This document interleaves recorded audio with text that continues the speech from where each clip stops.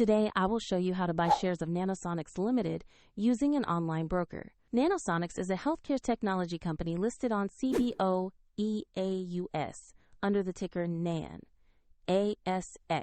and this is an educational guide, not financial advice. You need a broker account to buy shares, and I will use eToro as an example to demonstrate the process. After registering, you must verify your account, usually with an ID document, and add funds before you can place a buy order.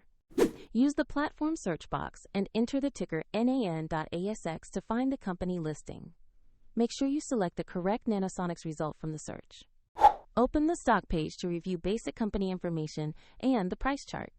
Confirm the page clearly shows Nanosonics Limited and the NAN.ASX ticker before proceeding.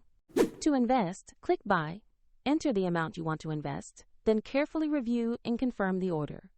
If the market is closed, the order may be placed as a pending instruction, and if you do not have sufficient funds, the platform will prompt you to add money before confirming.